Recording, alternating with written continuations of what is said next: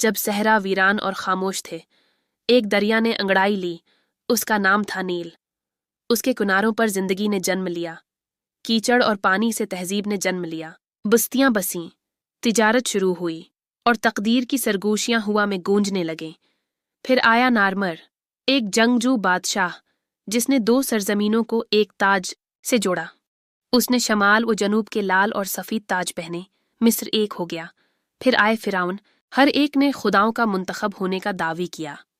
دجوسر نے سب سے اونچا مقام پایا، اپنے معمار امہوتب کے ساتھ وہ دائمی عظمت کی تعمیر کرنے لگا، ایک ایک پتھر جوڑ کر سقارا کا زینہ دار حرم سورج کی طرف بڑھتا گیا۔ یہ عظمت کی صبح تھی اور مصر خواب دیکھنا شروع کر چکا تھا۔ پھر خفو نے حکم دیا با ایک معجزہ تعمیر ہو۔ گیزا کا عظیم حرم چوس کی کونے ستاروں سے ہم آہنگ تھیں۔ یہ قبر تھی، تخت، یا کائنات کے لیے پیغام؟ خفرا نے بھی تعمیر کی، اور ایک شیر جسم، انسان چہرہ رکھنے والا محافظ نگرانی کرتا رہا، اسفنکس۔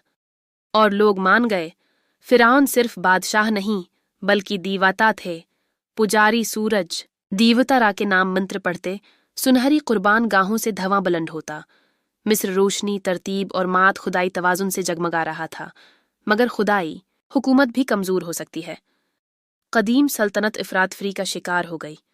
اندھیرے میں سے ایک نجات دہندہ ابھرا، منتوہوتپ۔ مصر نے نیا جنم لیا، امن آیا، خوشحالی آئی، مندر بلند ہوئے اور قبریں پتھروں میں گہری کھدی گئیں۔ تجارتی کشتیاں نوبیا سے لوٹیں، سونا، ہاتھی دانت اور خوشبوئیں لاتی ہوئیں۔ کاتب محبت، جنگ، دیوتاؤں اور مرنے کے بعد انصاف کی کہانیاں لکھنے لگے۔ اب مصر ہوشیار ہو چکا تھا، سرحدیں مضبوط کی گئیں، صحرا پر نظر رکھی گئی۔ فرعون چرواہوں اور محافظوں کی طرح حکومت کرتے، امن کے ضامن۔ فن بدلا، حقیقت پسندی آئی، مجسمے جھریوں، زخموں اور سچ کے ساتھ بننے لگے۔ پھر اجنبی آئے، ہیکسوس رتھوں پر گرجتے ہوئے آئے، خوف کے ساتھ۔ کچھ عرصے کے لیے تاج غیر ملکیوں کے ہاتھ آیا، را کی سرزمین پر وہ راج کرنے لگے، لیکن مصر زیادہ دیر جھکا نہ رہا۔ احموس، نجات دہندہ، آگ بن کر ابھرا۔ اب رتھ مصری پرچم لیے دوڑتے تھے۔ سلطنت نے پلٹ کر وار کیا۔ پھر آئی ایک ملکہ ہچپسوت، جو خود فرعون بن کر حکمرانی کرنے لگی۔ اس کا مندر دیر البحری میں کھڑا ہوا، چٹان میں تراشی گئی ایک نازک خوبصورتی۔ اس نے پنت کی سرزمین کی طرف کشتیاں بھیجیں اور وہ حیرتیں لے کر واپس آئیں۔ پھر تھتمس سوم نے دور دور تک لشکر کشی کی۔ مصر ایک سلطنت بن گیا، مندر کھلے ہوئے کنول کے پھولوں، کئی مانند اگے خداؤں کے بادشاہ آمن کے نام۔ پھر آیا اخناتن جس نے سب کچھ بدل دیا، ایک خدا، ایک سورج، آتن۔ فن نیرم پڑ گیا، فرعون پیٹ والے اور ننگے پاؤں دکھائے جانے لگے۔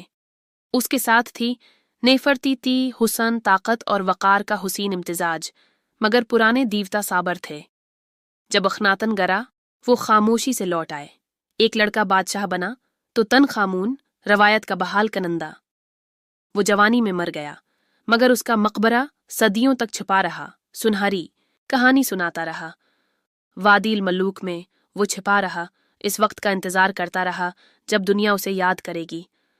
پھر آیا سیتی اول، جس نے محبت سے تعمیر کیا، پتھر میں حسن تراشا۔ اور رامسیس دوم، بادشاہوں میں دیوتا، اس کا نام سب سے زیادہ تراشا گیا۔ ابو سمبل میں دیو ہیکل مجسمے چٹانوں سے طلوع ہوتے، سورج کو خوش آمدید کہتے۔ قادش میں وہ لڑا، پھر امن قائم کیا، دنیا کا پہلا معاہدہ۔ اس کی شبیہ دیواروں، مجسموں، ستونوں پر دہرائی گئی رامسیس کو فراموش نہ کیا جا سکا۔ لیکن وقت تو پتھروں پر لکھی سلطنتوں کو بھی مٹا دیتا ہے۔ لبیائیوں نے تاج پہنا، پھر نوبیائیوں نے، مصر کا خون اور پھیل گیا۔ تھار کا کوش کا فرعون طاقت اور فخر کے ساتھ حکمرانی کرتا رہا۔ پھر آئے آشوری تیز ظالم، مندر جلے، مجسمے گرے۔ بعد میں فارس کے بادشاہوں نے دور سے حکومت کی، لیکن دیوتاؤں کو چڑھاوے چڑھتے رہے اور نیل بہتا رہا۔ پھر مغرب سے ایک ستارہ آیا، سکندر اعظم، تباہ کار نہیں، خواب دیکھنے والا۔ مصریوں کی نظر میں وہ بھی فرعون بن گیا۔ اس نے اسکندریہ بسائی، روشنی اور علم کا شہر۔ اور آخر میں آئی قلوپترا، پروقار، ذہین اور نڈر۔ उसने सल्तनतों के साथ रक्स किया, जॉलीस, सीजर, फिर मारक अंथोनी के साथ, लेकिन रोम देख रहा था। एक्टिम में समंदर तकदीर से सर्ख हो गया। क्लोपत्रा ने जंजीरों पर मौत को तरजीह दी। सानप का बूसा, एक अफसाने की पैदाइश। रोम ने मिस्र पर कब्जा कर लिया। फिरौनों का दूर खत्म हो गया, या शायद नहीं। अब मंदिर रोमी खुदाओं की इबादत गाहें बन गईं। पुराने खुदा खामोशी में सो गए। वक्त ने खंडरात को रीत से ढांप दिया। शान और शौकत मट्टी तले दफन हो गई। लेकिन कहानियां हमेशा वापस आती हैं। रोजिटा स्टोन मिली, कदीम जबानों का राज खुला, हिरोग्लिफ दोबारा बोलने लगे। फिरौनों ने सरगोशियां कैं, माहरीन आसार कदीमा ने मजीद खदाइयां की तो तन खामून मिशालों की रोशनी में जगमगाया। दुनिया ने उसके सुनहरी नकाब में झांका और वक्त थम गया। अब मिस्र के खजाने अजायब घरों में जगमगा रहे हैं। इसकी कहानियां किताबों, फलमों और बच्चों के ख्वाबों में जिंदा हैं।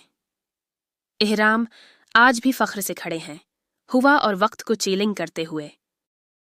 इस फनकिस की आंखों में देवताओं और बादशाहों की बाज़गश्त सुनाई देती है।